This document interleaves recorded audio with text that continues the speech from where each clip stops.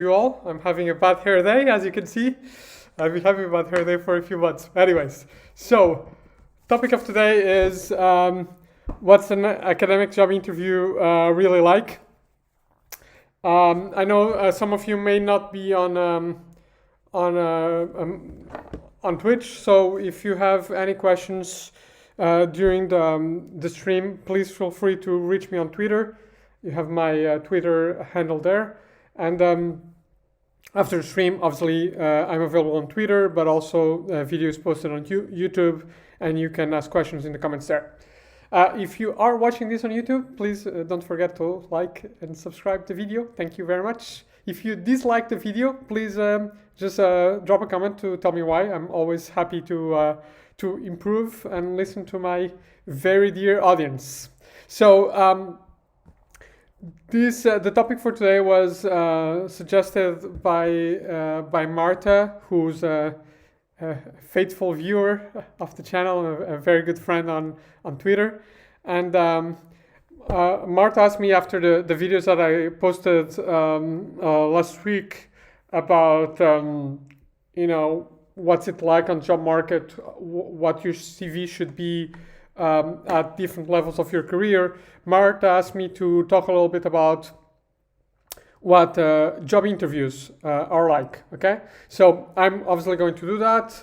I'm focusing on job interview and not the whole process because I want to speak about the stuff that I know, and the only thing that I know is what happens in the job interview where I am, which is the job interview with the senior management team.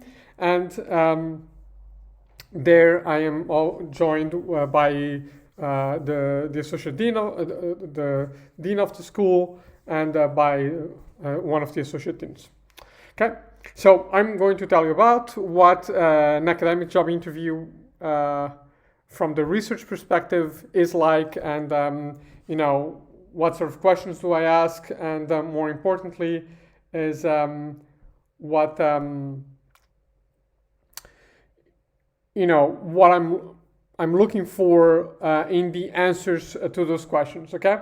And obviously these are different from junior faculty, senior faculty, and full professors, but today, this is a little bit of a simpler topic, so today I'll have a video with the three. And we'll start with junior faculty, okay? So my key worry, or my key, I would say, decision criteria or evaluation criteria for junior faculty is how realistic is their pipeline. Okay, do they have a pipeline?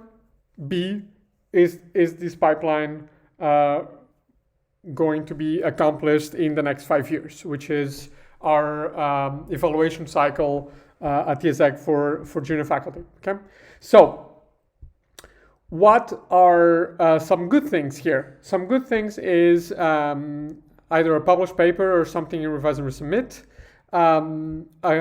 a couple of late stage projects, so manuscripts that are almost ready to be submitted, and either a very rich qualitative thesis with a lot of data that will keep you busy for 5 years, or then some new projects. If you do quantitative research, or if you do interview based qualitative research, then what are some new data that you can collect, that you want to collect. Okay, and the key word for me here is realistic. Okay, so if somebody tells me that they have an interview based thesis, and they tell me that they want to do full-on ethnography for their new research project, I know that's not going to happen.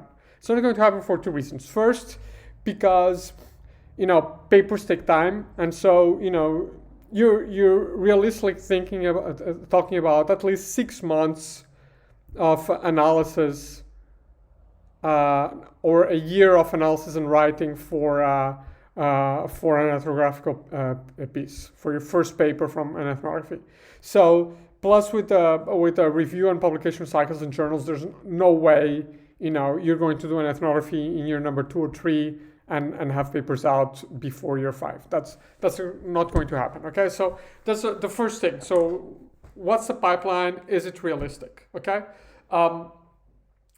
If at this point you don't have a pipeline and you don't have a thesis that has this rich qualitative data, then what I would suggest is one of two things. Either like try to find a couple of papers that you can work with people, maybe on data that they have, or something that you can do together, a literature review and so on, so that you have that in when you're interviewed, and you can talk about it. And obviously you can update your CV like until the day you are interviewed. That's fine, right?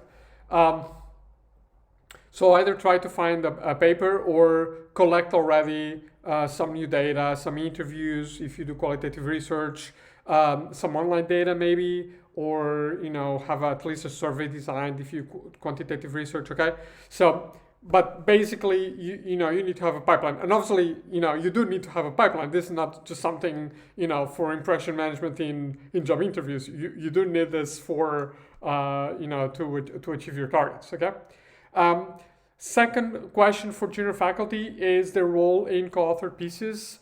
I worry a lot if the role is merely technical. So so I have a classmate at Sloan that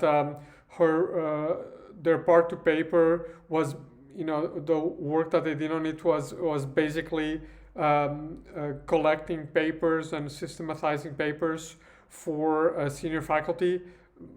That's not going to give you a lot of skills, and and that means that you're probably not going to co-author with this person again.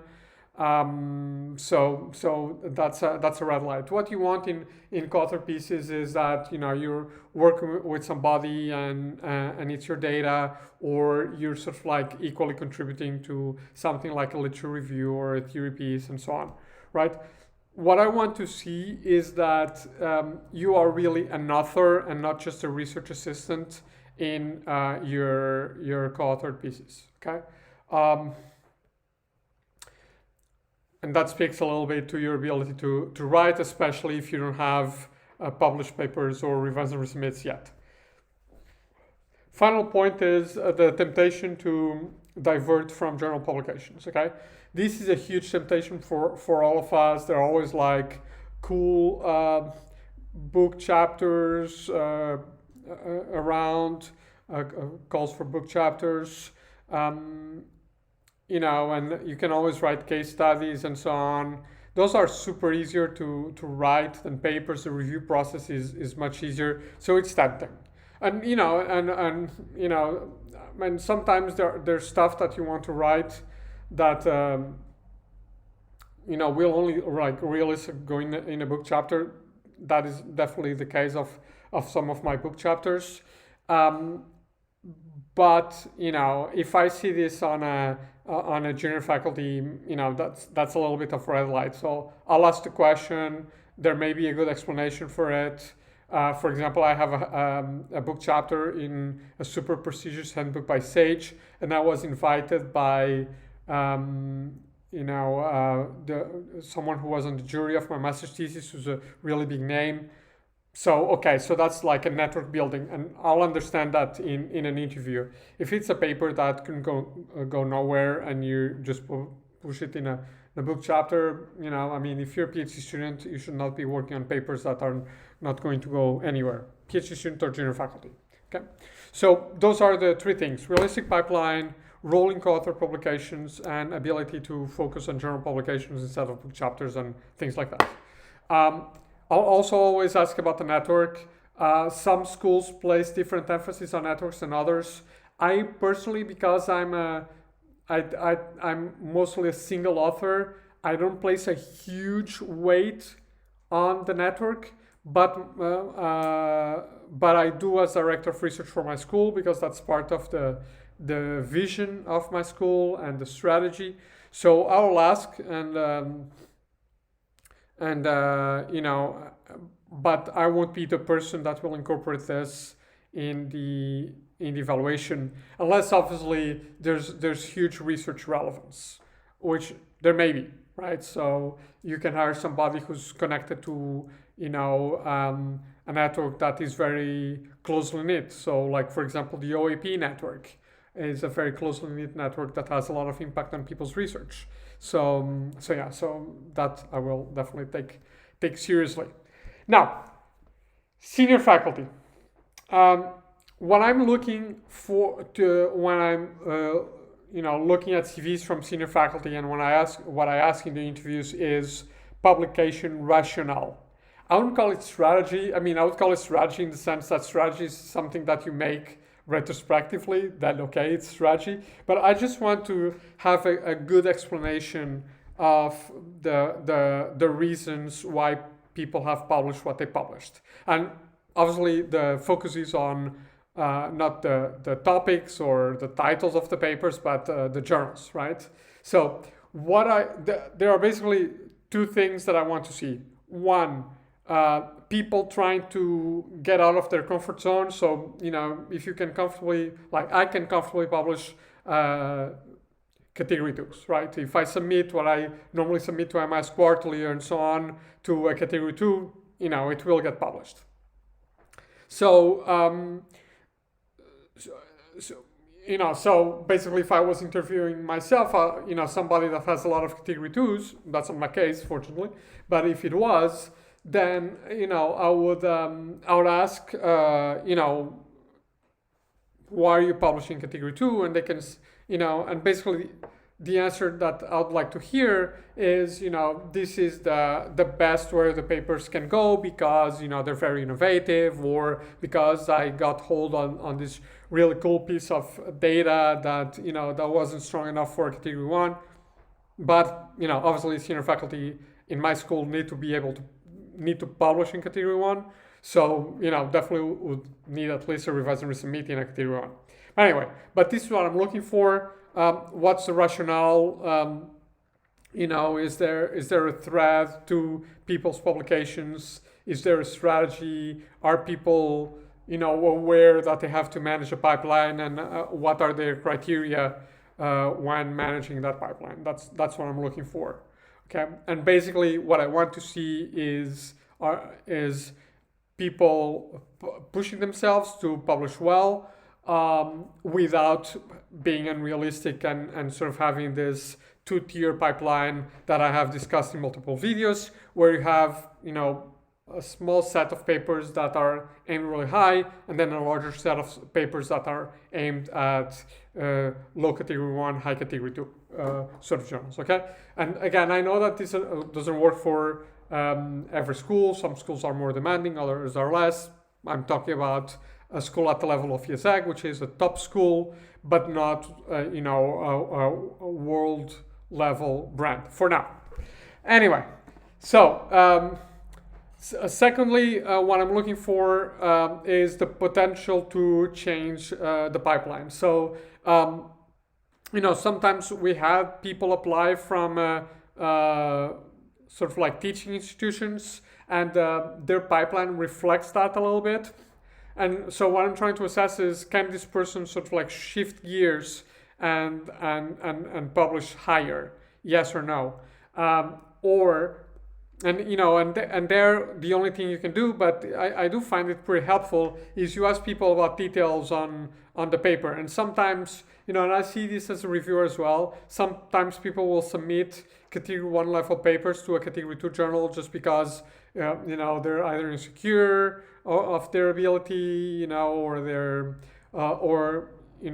they find the category 1 too daunting, or they simply don't have high external pressure to submit to category 1. So and some category 2 journals are fine.